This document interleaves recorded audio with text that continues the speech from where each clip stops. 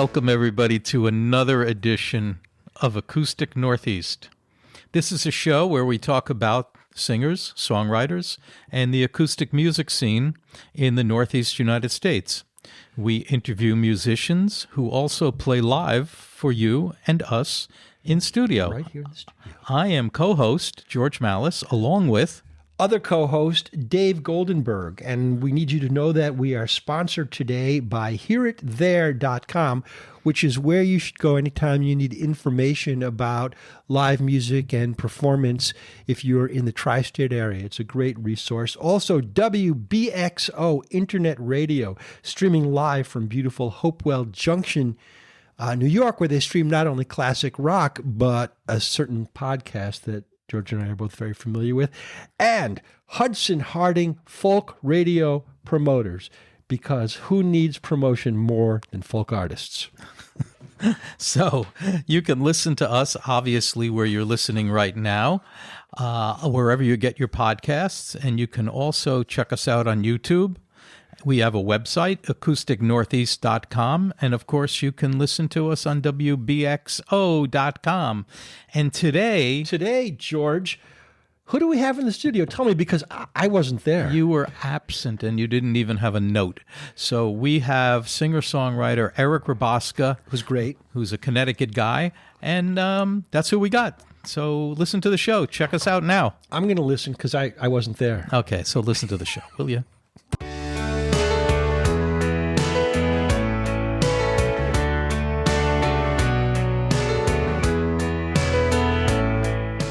Hi, everybody. Coming to you from the studios of WBXO Radio in Hopewell Junction, New York. The engineer for this show is Hugh Curtin, and this is Northeast Acoustic. Our guest tonight is Erik Rabasca, and I'm your host, George Malice. And Erik, get us right into a song here. I think you're going to intro everybody up with Wise Up. You are correct. Thank you, George. Thanks for having me. I'm really excited to be here at WBXO. Wise up indeed.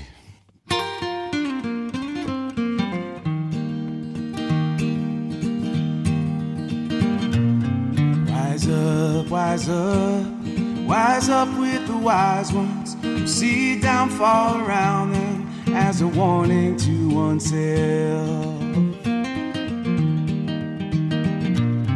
Fools wanna talk when they see you falter, never realizing they're the ones who fail to see the suffering made by their own desires, failing to comprehend they've lost control within. So wise up, wise up, wise up with the wise ones who see downfall around them as a warning to oneself. Wise up, wise up, wise up with the wise ones who live fully in this time, seeing all in themselves. Fools, they can't see their own twisted logic, their vanity swims shallow, it's lost adrift at sea. When fools shout aloud with confidence and anger, inciting base emotions is how they learn to be. Tougher generations in a prison of trauma, never escaping cycles of righteous decree. So wise up, wise up, wise up with the wise ones who see downfall around them as a warning to oneself. Wise up, wise up, wise up with the wise ones who live fully in this time, seeing all in themselves.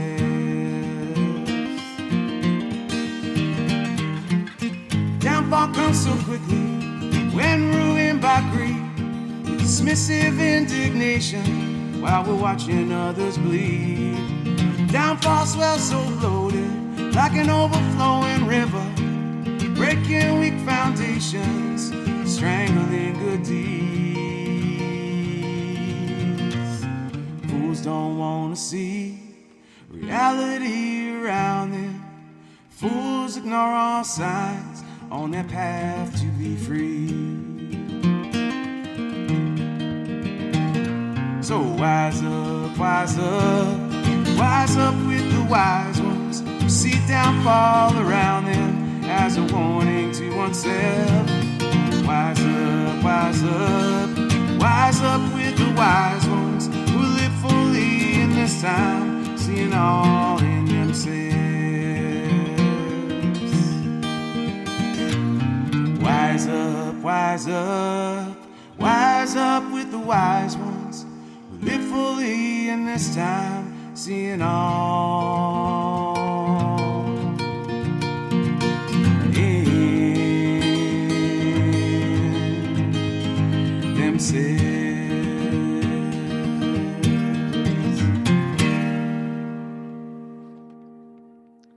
Okay, everybody, wise up. That was Erik Rabasca. Here we are. So, Erik, first of all, thanks for coming on the show. Thanks for having me. Our pleasure. Happy to have you. Let's start off from the beginning. Give everybody a little background on yourself. Okay. Where you're from. Sure. How far back do you want me to go? Well, I mean, not till your date of birth or anything like that, but we could go back, where you were raised. Sure. And then we'll get into, what brought you into your music. Sounds great. So preteen years, I grew up on Long Island, and then my family moved to Ridgefield, Connecticut when I was a teenager in the 80s. And I was a soccer player from age 5, I think. I made the travel teams. I made, the all-star teams. I made all that good fun stuff. I'm glad you got the all-star thing in there. That was very important that everybody knew that. I was captain of my senior soccer team in high school. Yeah. Yeah. The all-star stuff. I don't know. I mean, I loved the game at the time until I didn't.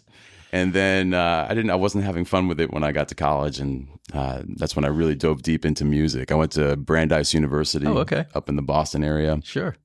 And moved home to Connecticut and lived in the city for nearly 30 years, working in corporate America. And my wife and I have been in Stamford, Connecticut now probably since, I'd say, 2015. Yeah. Okay. Cool. So did you do when you were up at Brandeis? Because, I mean, Boston area has a huge music history. It's not a college town, to quote Spinal Tap.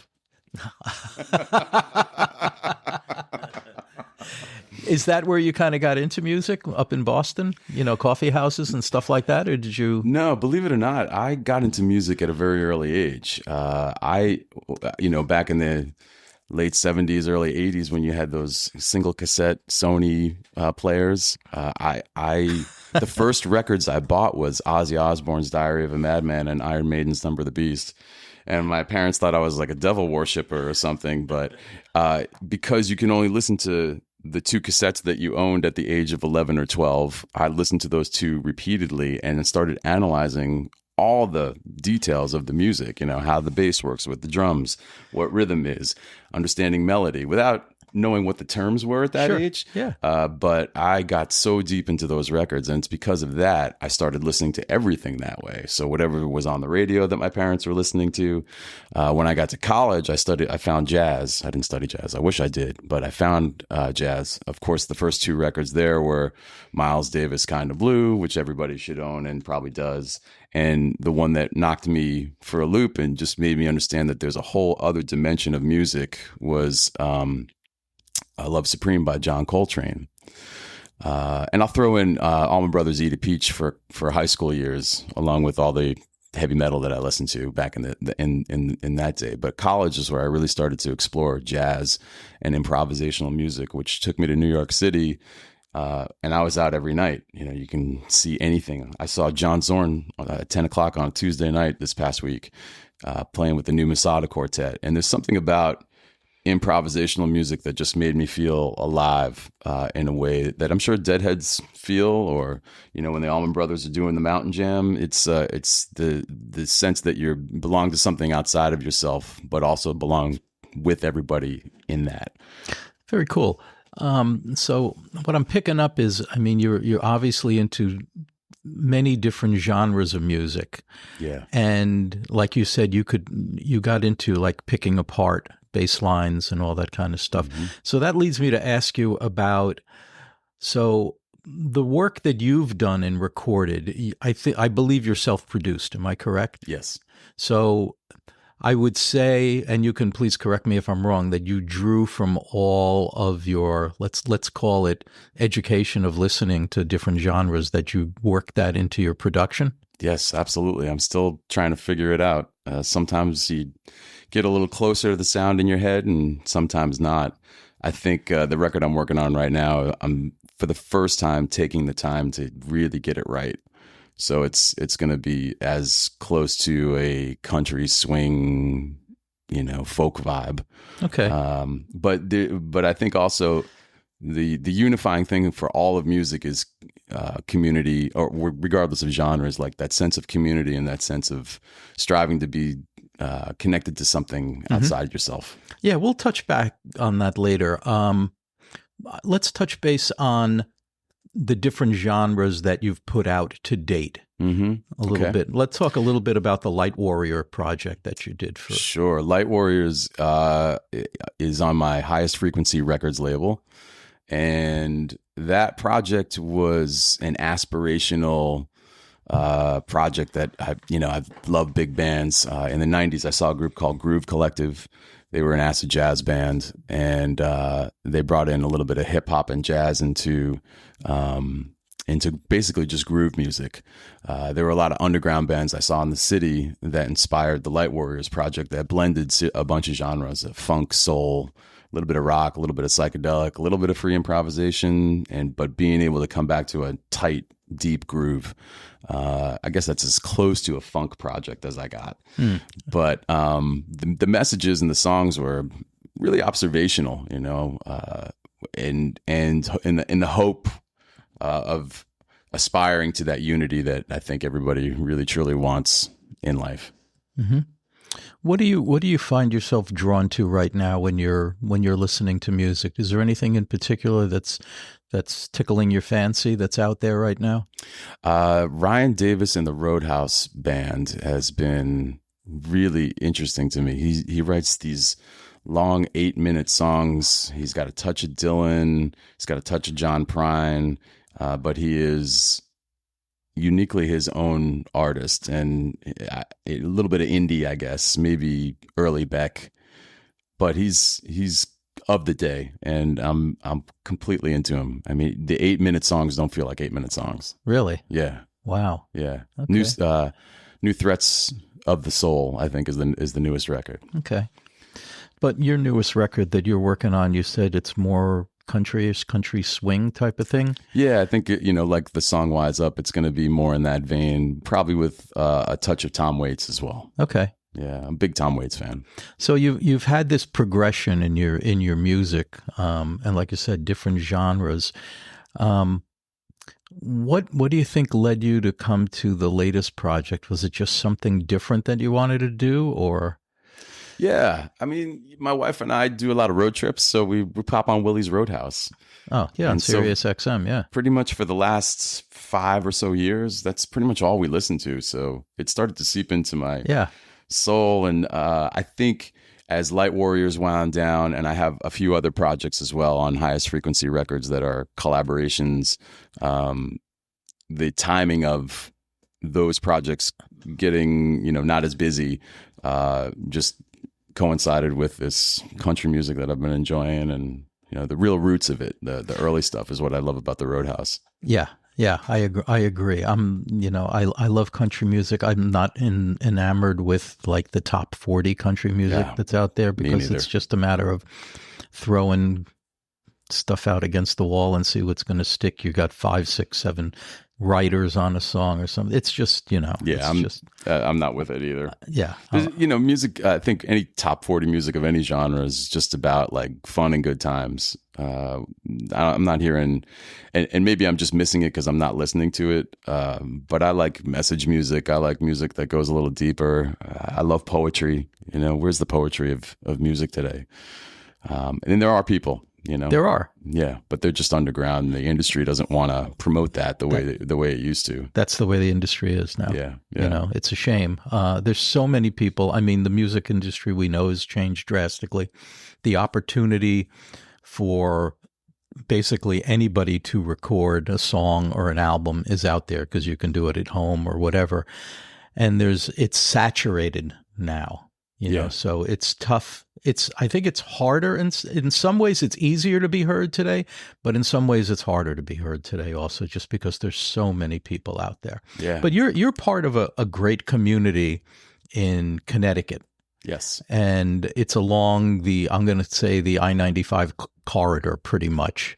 Yeah. And probably 91 through Hartford. Yeah. Yeah. Yeah. Talk a little bit about that and how you got involved with that and the things that are going on there. I know you guys just did this Connecticut Collective. Connecticut Hope Collective. Yeah. Yeah. Over in Bridgeport. So I'll start there. The Connecticut Hope Collective came together because Frank Critelli and really Hugh Birdsall up in the New London area do something called Pass the Guitar. And Frank Critelli has hosted them. Our mutual friend, Jackie Roche, and I can't remember if it was Jackie or Elisa Zuckerberg from hereithere.com that put me in touch with Frank initially a few years ago. Mm-hmm. He invited me to one of these Pass the Guitar events where it's 20-something songwriters, one guitar. You literally pass one guitar. Everybody does one song, and it's for usually a local benefit that is either for the homeless or a food bank or some kind of charitable effort. So the Hope Collective, I've gotten to know a bunch of those folks over the years, and they're, like you said, George, all along the 95 corridor and up into Hartford. And I started a series called the Troubadour Series this year. There are other folks who are putting on a lot of really great shows for original songwriting music in that area. It's a very busy area. Expressions out of Hartford with Michael Sanford Day. Our Frank Vielli does through Bigger Beast Records with Kayla Farnham. They do a ton of shows each year. So there's a lot of community and a lot of concentric circles that are working towards that same goal of community, quality, original music, and when we can, charitable efforts. So the Connecticut Hope Collective is a handful of us that did something at Park City Music Hall last month, or 2 months ago now. I can't believe the time flies, for the benefit of Park City Presents, which does music and tech education for Bridgeport youth in Connecticut. Yeah. So we're going to do another one in November on the 13th for World Kindness Day for the benefit of the New London Homeless Hospitality Center. And that's going to be, I think, at 7 p.m. at the Social up in New London, Connecticut. Cool. And there's 7 or 8 of it. It's really like a variety show because there's so many great songwriters. We have about, I think, 8 songwriters, and we've learned each other's songs. I play electric and acoustic. Brian Larney plays piano. We've got Jim Stavros on bass, Bobo Livornia Jim Stavros on drums, Bobo Livornia on bass, Tom, I can't remember Tom's last name. Sorry, Tom. He plays a stand-up bass. And Frank Critelli, American Elm, Chris Bousquet, Liz Guillorn, Inner Groove with Denise Jones, and and it's just a real communal group of folks. And we have, for that many people, it is the easiest project I've ever put together. And let's see, I think I'm missing a detail here. Yeah, we put out a single. We actually have a single called Just Get To It, which Frank Critelli and I wrote at his kitchen table. We do kitchen table sessions. And then we got everybody together and banged this thing out in 3 hours and and played it at the Pass the Guitar. Yeah. Yeah, the Pass the Guitar is a great event. I've been to a few of them, hosted one with Frank. Yeah. Yeah, it was good stuff. But why don't we get to another song here? Okay. It's your choice, whatever you want to play. Intro it. Whether you want to play something old or something new, or I'll play something old. It's interesting, how songs come through to you. This is one of them. So earlier when we were talking about searching for something outside yourself, sometimes that something finds you if your radar is up. Mm-hmm. And this was one of those tunes that came fully formed, lyrics, music, in, I would say, probably like 30 something minutes, the whole thing. And so when it comes that quickly, I don't really question it. I just let it be. I don't overanalyze the lyrics. I'm still figuring it out. This one's like a giant onion that, I keep understanding some of the meanings of some of the words. So it's a little opaque, but it's called The Devil's Angels. Here we go, Erik Rabasca.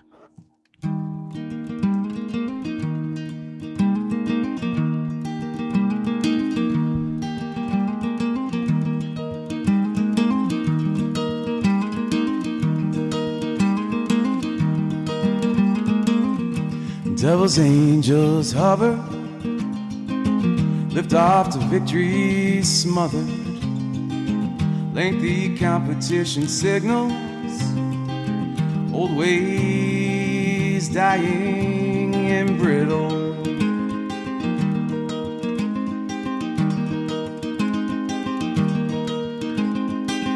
Power conceived by a master, gorging on it faster and faster. Reverence turns cold in an instant. Shackles strangling resistance.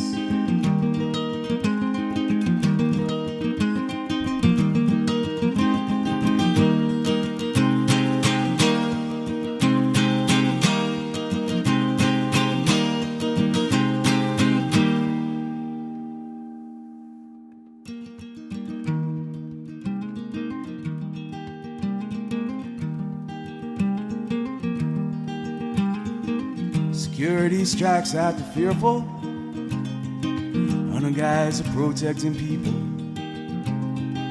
who by rules they're creating from this axis in time proliferating.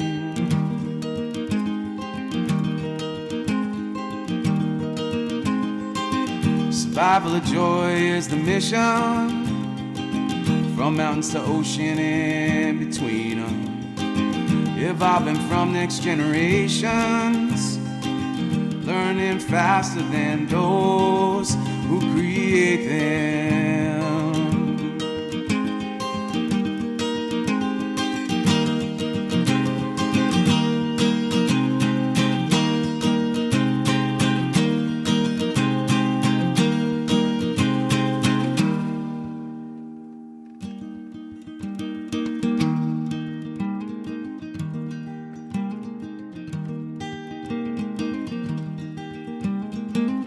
Tomorrow's questions go unanswered.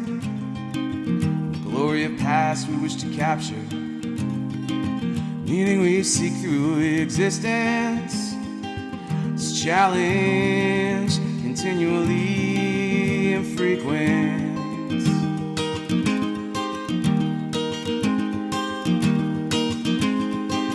So all goes to hell and to heaven. All cries from laughter or wailing. All suffers misinterpretation, and all the angels, devils, they hope for.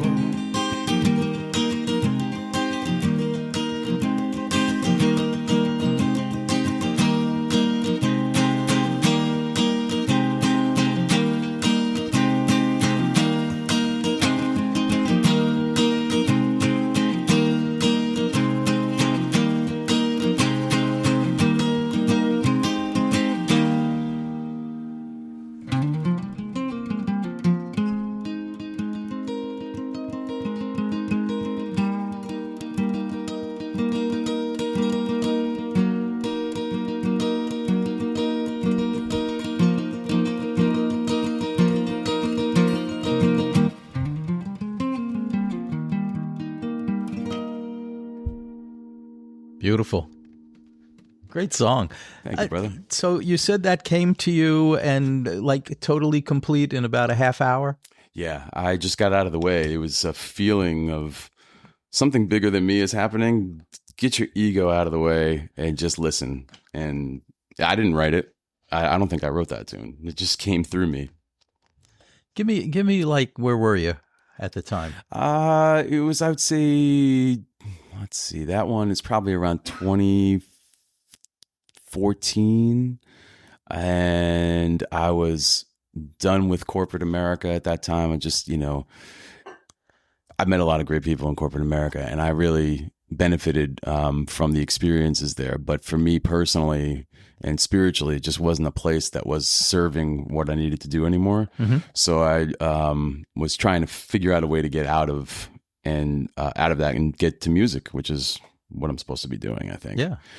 So that's the kind of state of mind. And I think I was in Vermont and just kind of strumming the guitar 10 or 11 o'clock at night, and the whole thing just came through. Wow. That's wild. Yeah, and that doesn't happen often enough. No, no. There's so much noise out there. Well, yeah, there is, but this brings me to your writing process, and I mean, other than when you get presented with gifts like that are just coming down from above, so to speak, when you're not able to just generate a song in that manner, what do you go through? What's your is there a process that you, or how do you go about your writing? I mean, normally. So many ways. Sometimes it's a lyric. I have, like every songwriter out there, probably about 100 and plus unfinished tunes and voice memos that you just jot a little riff or an idea or a rhythm down. The ones that stick with me, I end up working on.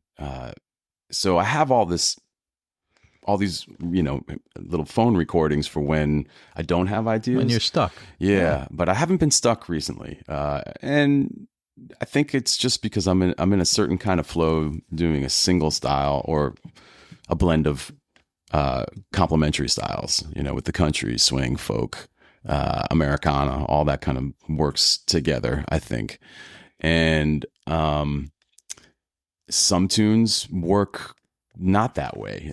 Some of the Light Warriors songs in particular, there was one called The Truth Exists Inside the Moment that I worked on for years before it came together. I had the main rhythm, I had the lyrical hook, but I didn't have a bridge, and I didn't really have a chorus, and just things started to come together after going back to it and continuing to go back to it. So sometimes it's years and sometimes it's 30 minutes and everything in between. It could be the lyric. It could be a melody that I sing to myself and get on the voice memo. It could be a lyric I wrote a year ago and just scrolling through and pick something up and, that's got a certain cadence to it. So let me just see where that goes. Maybe I'm taking one line of a whole song that I wrote and rewriting a song. So it's chaotic. Yeah. I wish I could say, you plug the guitar in and out comes the song, but it doesn't work that way. I want to talk a little bit about, you talked about the influences now of country music, and you mentioned listening on Sirius XM to Willie's Roadhouse and that kind of stuff. Mm-hmm. Have you, obviously now this has been an inspiration to you. Were you not, how am I trying to say this? Were you not into that type of music previously, and it's just something that you kind of, how did you get drawn to that? You just like flipping around on XM one day, and you're like, okay, here's Willie's Roadhouse, and you hear something that kind of knocked your socks off, and thought, I want to do something like this. Absolutely. When I was a teenager, it was all about metal and classic rock. When I was in college, it was all about jazz. In my 20s, it was all about experimental music. I mean, the Sun Ra's of the world, there's a million of them in downtown New York City. So I didn't think I went to see a rock show maybe more than a handful of times throughout all the 90s when I was alone and living in music. I'm alone and living in New York City. And 2000s was indies, and some of the indie music I started to hear that country influence in some of that indie music that gets played on, I would say, XMU. Okay. And Moira, my wife, and I, she loves all that old folk music, Joni Mitchell. We love Bob Dylan. Yeah. There's a lot, I think it was the Bob Dylan record, Nashville Skyline, that really grabbed me as I was going through his catalog. And then his more recent records of Love and Theft and Modern Times that obviously have all of those influences in it. Mm-hmm. And I'm just, hey, God, I love the music. That just grabbed me. So when we're going for our road trips, flipping around the station. Oh, Willie's Roadhouse. Let's listen to this for a little while. We end up listening 6 hours later, on the way back from where we were. Do you think it's changed any of your subject matter? Because, I mean, you think about country music and, people are like, okay, there's going to be a dog that dies and there's got to be a pickup truck, and all that kind of stuff. Yeah. No, but I don't hear any of that in yours. I don't write about that stuff. No. Lyrically, no. I would say musically more than anything. I do love, a song like Fist City, where there's a sense of humor. So I haven't quite gotten to the sense of humor side of really good country. Willie's obviously a pillar. Johnny Cash, Chris, the Highwaymen. All of those guys are, I think, lyrically great. They address issues, but they also sing everything. I mean, they all sing everything, which is the fun part. And I think for what I do. To make money, the bar and restaurant gigs and some of those other types of gigs, private parties where people want to hear stuff they know. Lyrically, I'm starting to understand this. It's not simple because it's not smart, if that makes sense. It's just a simple expression that has mass appeal. Mm-hmm. And I don't write simply, unfortunately. No, you don't. I can't figure out how to do that yet. And I think country music has started to influence in the way I think about a theme. And I'm starting to get a little bit closer to that. Let's switch gears a little bit. Let's talk about your actual playing. Now, so you play guitar, you play bass. Yeah. What's your musical background? In terms of education? Yeah. Self-taught. All self-taught? Yeah, all self-taught. I used to pick up those guitar magazines back in the day where they had the tablature. So I learned how to play songs through tab. And when I got proficient enough, I just bought chord books and tried to figure out how chords work together. I probably should have studied theory at some point. I think the closest I got to that in the 90s, I saw a band. I went by myself. This is a fun story. I went by myself to go see a group called Screaming Headless Torsos. And they were a jazz funk thrash rock band, a bunch of Berkeley cats. Some of them played in the downtown jazz scenes as well. But they had this like great band with an amazing singer. And I'd read about them in the Village Voice, and I walked down to by myself from work one day on like a Tuesday night. They were playing this place called AKA on Houston Street, and it's a long, thin, venue. So I got there just before they went on, and the singer's just this big giant man, and he comes out. He goes, "For 20 long years, I had a secret. I could not read music, but now, thanks to Hooked on Funk," and then they go into the song. The song's called "Free Man." Everybody should go listen to it. "Free Man" by Screaming Headless Torsos. But this band ripped my face off the whole night, and I was so blown away. So I ended up seeking out the guitar player. I would see everything that he did. He had a Middle East bop hop group called Kif, K-I-F. He had his own solo projects outside of that. And then him and the bass player played with Hasidic New Wave, which has ties to the John Zorn scene in downtown New York City. So, yeah, great, amazing Berkeley Cat musicians schooled. So I studied with Fusinski for about 6 months, the modes. And I just didn't have the study. I was never a great student. So I took what I learned from him and applied that to learning how to solo. I learned a little bit about inversions. I couldn't teach it to anybody, but it's all kind of seeped in over the last 20-something years. Yeah. Well, look, done a good job. Well, thank you, George. Yeah. Yeah, I think rhythmically I'm a little, a lot of songwriters do full chords, strumming like. And what I think about with my songwriting is, all right, how am I building a dynamic into it? Maybe I'm not playing that full chord, so maybe I'm just doing some double stops like. And then when the chorus comes, you get to that. So I do that a lot, and I do a lot of rhythmic picking, I guess, is what you call it in my playing. Yeah. So Absolutely. yeah, it's fun though. And it comes naturally. Yeah. I wanted to go to some of the other areas that you've written, and anything you want to touch base on, like Human Tribes Collective. Oh yeah. Talk about that a bit. Human Tribes Collective. Oh man, this is one of those projects. So I played the Devil's Angels earlier, where the song came through me. This whole album came through me over 3 days. Oh my gosh! I don't know what it was. I had some basic rhythms that I had edited down to 8 bars or something. I guess this is as close to hip hop style of production as I would get, but it's all world music. And I didn't want to use guitars, bass, or drums. I just wanted to have percussion, and I had a stringed instrument from Morocco. Moira and I did a trip to Morocco. I picked up one of it's a uniquely made instrument that I can't find the name of anywhere online.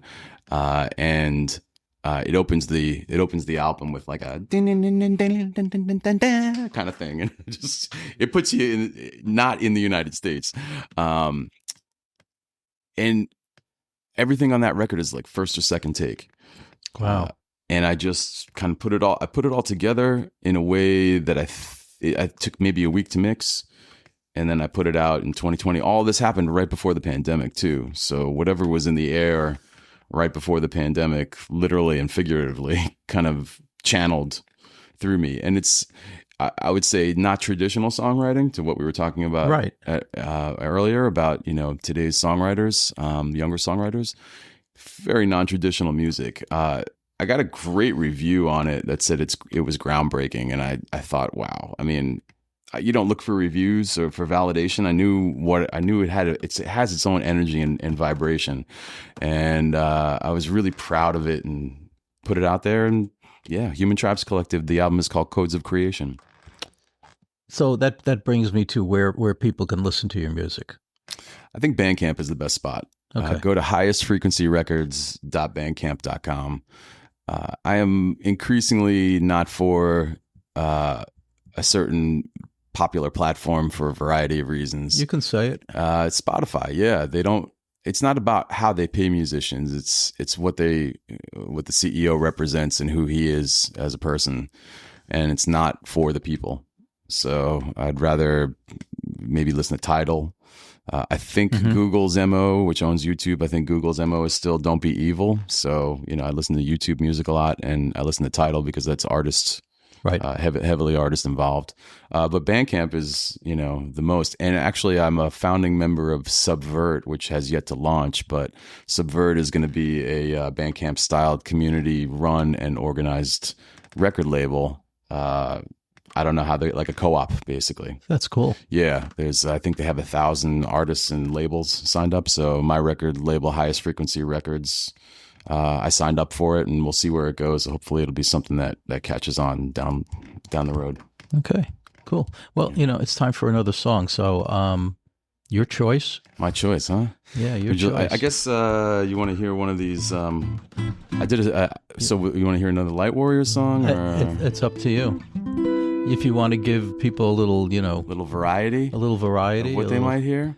Yeah, I'll do that. And then to close out, I'll do one of the newer ones again. Okay. So what are you going to play?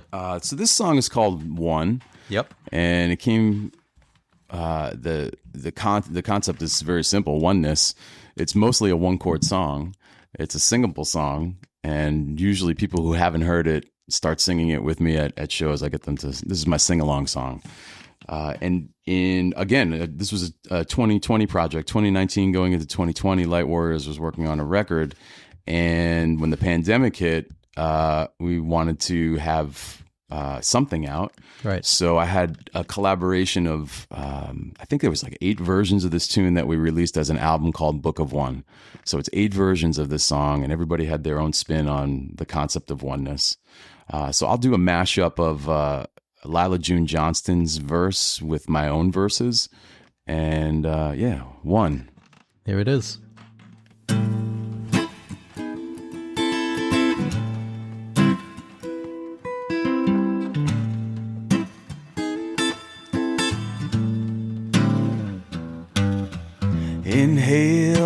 let your breath flow like water. Drinking the nourishment so balance don't falter. Walk in creation as all gods on your altar. Like rocks of Gibraltar, we stand strong yet softer.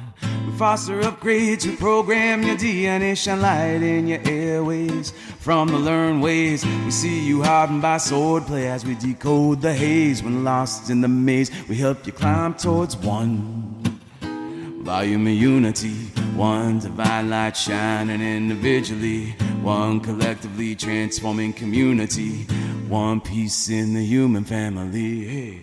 This sun heal the wailing of the ancients, the cellular memory amid impurity over hatred, embodying patience over billions of years, when living like vagrants our spirits in arrears. Fear what the government's peddling, they're in your face, in your ears, misguided meddling. Don't be settling, love's continually spreading to all corners of the earth. Foundations are settling. One volume of unity, one divine light shining individually, one collectively transforming community, one piece in the human family. Hey, one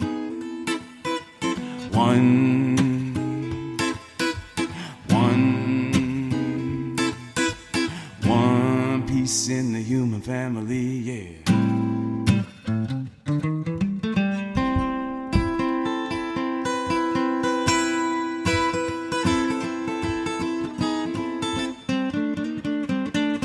Paradox of oneness, one integrated system, but diversity is what keeps the system living. We will not know peace until we celebrate the differences. No hierarchy in God's kingdom, neither no supremacists. All people, all equal, so basic, so simple. One day the world will wake and we will all surrender. Give up the guns for the power of love. No, we're never giving up until we reach the rising sun and move as one. Reparations for the past hurt, one. Decolonization of the whole world, one. Healing up the generations, walk as one. One love, many nations move as one. Volume of unity, one divine light shining individually, one collectively transforming community, one piece in the human family, one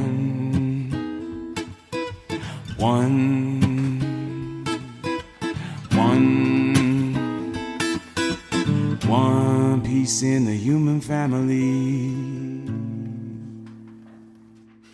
Beautiful. That's so cool. I've heard it a number of times and I love it. Thank you. I never play it the same way twice. I never play my songs the same way twice. Yeah, it's the energy of the room, the space, right? Yeah, I just make mistakes and I just have to cover up for them, you know? Well, don't we all? Yeah. I think I started to read the book and then I didn't finish it, but David Byrne's book, How Music Works, really read it. Goes into what is right for the space and the audience and or the moment, you know? You don't want to be, if you're playing a private party, you don't want to be a rock star. You're there to be background music, you know, unless you draw, and you have to just slowly draw them into like a sing along with popular choices. Yeah. You know? Yeah. You know, you have to, you have to know your audience. Yeah. And it's, but that takes time. You know, that's not just something that, you know, as a performer, you walk in and all of a sudden, boom, you know what's going on. That's experience. Yeah. And you've been doing this how long? Since the 90s. Okay. On and off. I toured in a reggae group in the early 2000s for a couple of years. That's where I really got big stage experience. We played festivals and opened for reggae legends, and that was amazing. But I wasn't the lead. What were you doing with that band? I was the guitar player and the backup singer. Okay. I sang one or two tunes, but you know, that was a great experience for me. And then I had to go work for, you know, a number of years. So it was back to small coffee houses and doing gigs when I could and, you know, paying the bills. Do you have a preference to a style that you write? That's a good question. I think I have to, whatever it is something that I have to be really into in the moment. And, what attracted me to, I think, more improvisational and experimental music was that you don't have to do any of that. It's the moment that's serving what the music is. So I do have a improvisational ambient duo that I do with a stand-up bass player named Bobo Livornia. And we do, I don't know, I don't even know how to describe the music, but it's all improvised on the spot. We don't talk about what we're going to do beforehand. We don't pick the keys. Sometimes we'll pick a key before a song on stage in the moment. That can help. Yeah, it can help. But, a lot of times we don't. And things just happen, and it's kind of amazing. And there were some bands that I saw in the downtown New York City jazz scene. One group in particular that comes to mind is Other Dimensions in Music. So I think that what's interesting about that versus songwriting is that there's a feeling that I get when I know something is good, and I get that feeling more from improvised music, having worked through whatever the moment is, but also taking that, I guess, spirit of improvised music and applying that to my own songwriting is something that I think I'm getting a little bit better at recognizing when it's really happening. When a song is coming through you write songs, so George, when it's really good and it makes you feel like your body hums. Absolutely, it's magical. You talk to people who are songwriters, and it's like you're lost in this process, and there's not anything that I can think of that is, greater than being able to create and knowing as you're creating it that you're creating something that's special. Yeah. Yeah. And then it's just getting that to translate to an audience. Right. Yeah. So you're writing, instrumental stuff, actually, well, maybe doing improvisational, you're just not writing, but you're just going with the flow. And I would be scared out of my mind. It's frightening to try to do that. It is frightening. It's absolutely frightening, it's a high wire act. You are on that high wire between tall buildings, and you could fall flat on your face really quickly. Oh yeah. And especially because for ambient improv, I do a lot of looping. So I'll loop a long piece, but I've got to, even though it's free and improvised, I still have to keep some kind of semblance of a time for the initial loop. Right. Sometimes I get it and sometimes I don't. And when I don't, we're kind of we're a slave to that the timing of that loop. And then over time, I keep adding layers and it becomes something different. But, it's the ability to not be freaked out by that and pivot in the moment. Yeah. And there are masterful musicians who do this all the time. I'm not that. But I like it because it forces me to aspire to that. You're stretching, you really are. I'll never do that. That's just not going to happen. So no free improv jazz. No free improv. Like I'll do a Spinal Tap quote. What it's time for, George. It's time for Jazz Odyssey. Oh man. Let me see. What else have we got to talk about here?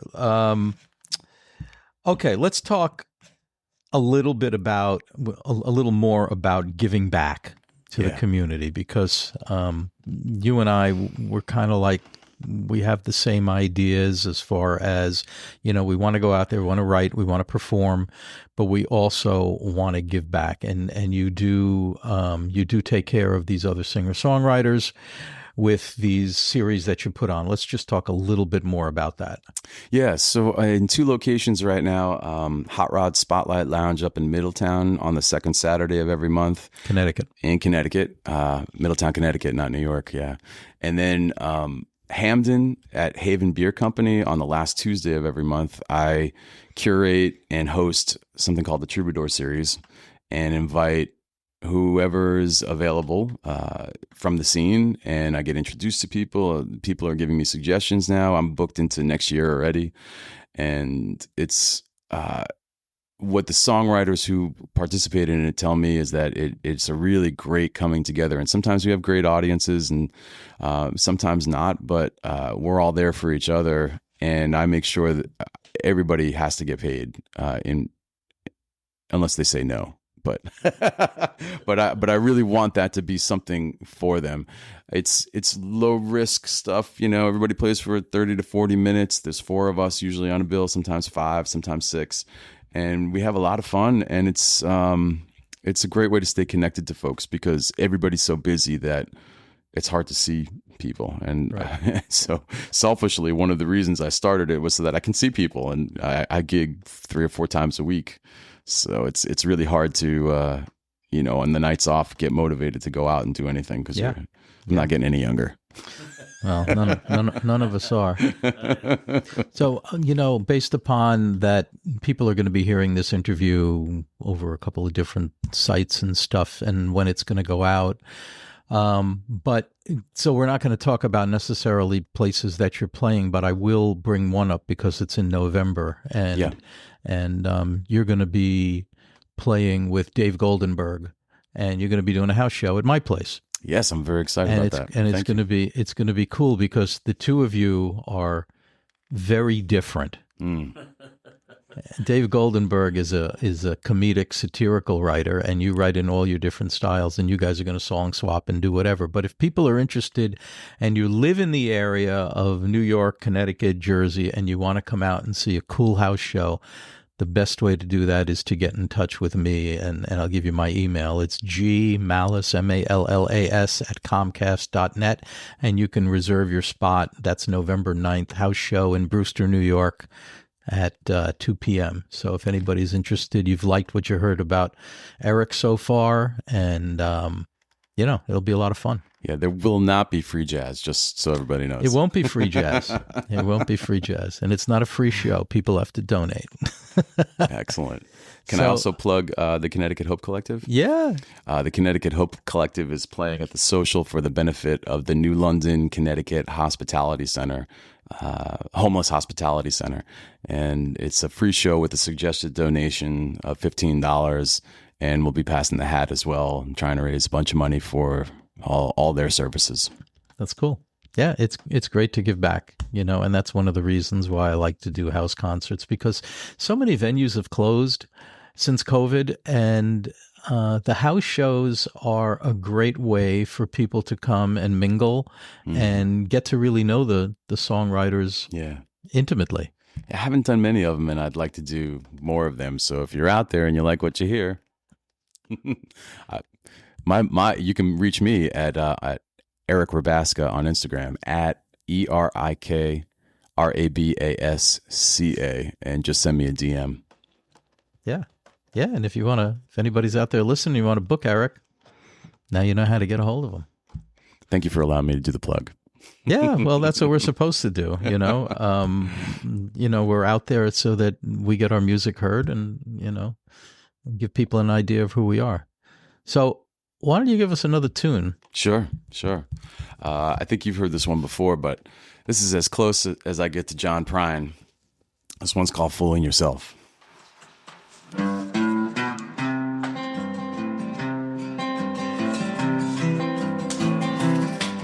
I was bludgeoned with stones of the heaviest news, crowded by the coverage of them popular fools. I'm shaking to death, put on hold for some bills. In the depths of my dreams was a heavy fright, crawling through my bed on a ponderous night, finding souls in limbo, clinging to a need to survive. Surviving's crazy, so stop and smell them roses. Don't waste time getting perfect poses. Whatever you're in, you'll know it when it's real. And if you think you're any different, well, you're only fooling yourself. If you think that you're any different, you're only fooling yourself. Such a clever trick when you can't see the prison that's draining your blood, so you can't catch a vision. See deep inside before there can be a real change. A change of mind and a change of heart. Change can't happen without a true start. Step over that line when you hear the sound of the gun. And then you run like mad toward goal lines believed, without ever questioning the impact we leave when we're trying to get away from the monsters at our backs. And if you think that you're any different. You're only fooling yourself.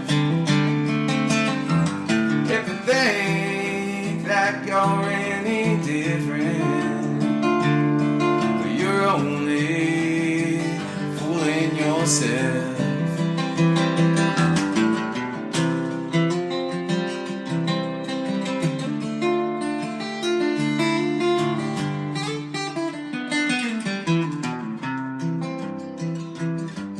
Get us started young, keeping up with the Joneses, with a white picket fence and all its psychosis. An attack of the heart just might leave some wisdom behind. Children always want attention, or so we think, so we hover over them while we're sipping our drinks, avoiding ourselves with distraction before we crash. Crash from the headlines, gnawing at our brains, feeding dopamine hits for only seconds of fame. It's never really worth all the pain we put ourselves through. And if you think that you're any different, you're only fooling yourself. If you think that you're any different, you're only fooling yourself.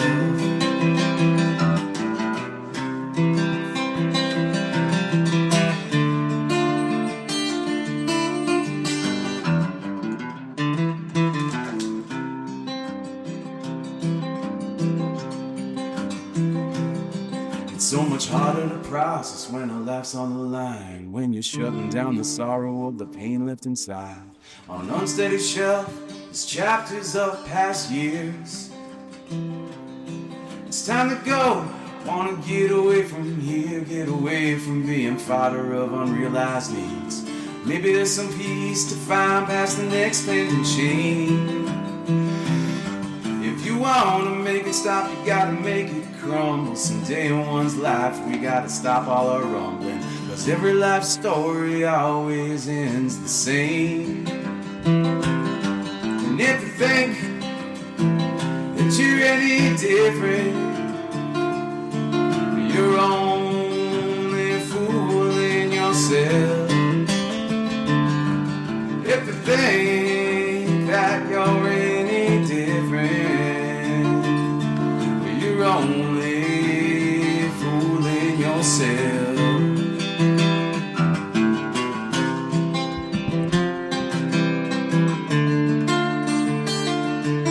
You're only fooling yourself.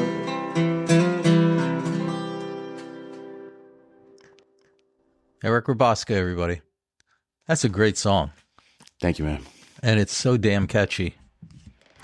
It's fun to do. When I do it live, I really draw out the, I keep repeating the chorus at the end. We did this with the Connecticut Hope Collective, and Frank Curtelli and Muddy Rivers from The Bargain joined me on harmonies, and we just kept doing it over and over again. Everybody was singing and clapping along and having a good time with it.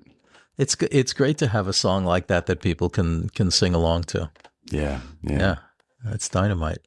Well, I want to thank you for coming up. Thank you for having me. And this was a pleasure. I mean, I've known you for quite a while, and I just love your stuff and appreciate it. But you got to take us out with one more song. Oh my! Can you? What do you got? You got an idea? I got something. Yeah. Let's repeat just your social media stuff again. Your Instagram. Sure. At ErikRabasca, Erik Rabasca, all one word, all lowercase letter, on Instagram, TikTok, YouTube, Facebook. I don't know. Was I gonna say Fatbook? I don't know where that came from. It doesn't matter. Yeah, Erik Rabasca. I'm easy to find. Erik with a K, not a C. Erik with a K. And I guess I'll close and in out. Rabasca, it's CA at the end, not a KA at the end. Yeah, I'm tricky like that. You are tricky like that. Absolutely. And again, we're coming to you from the studios of WBXO in Hopewell Junction, New York. Again, our engineer, Hugh Curtin, doing a great job making you sound great.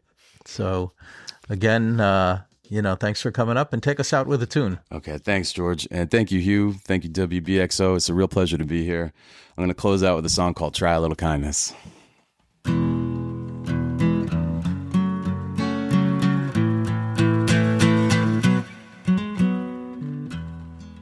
When everything you know has been shaken up and torn down, and you feel like you're drowning, when the world seems like it's falling deeper in disgrace, you feel your heart slowly hardening. You gotta try a little kindness.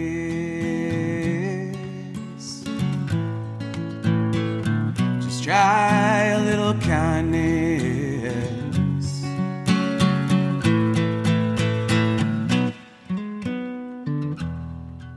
When the horror of all this pain endured everywhere gets you down,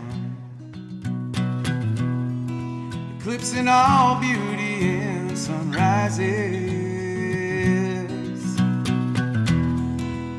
When hatred and mistrust seems as if it's all around us, you can smile to your heart until you feel it soften.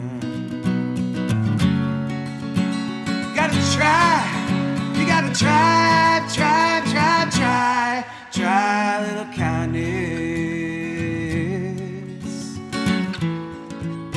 Just try a little kindness.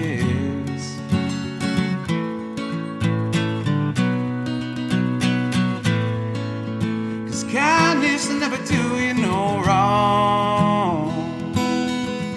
It's the only thing that we're capable of from the moment that we're born.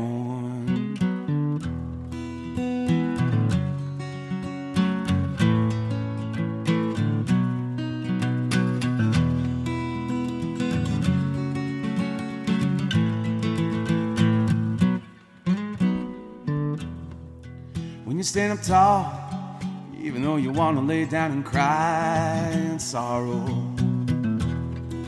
yet still you walk towards that light within your reach.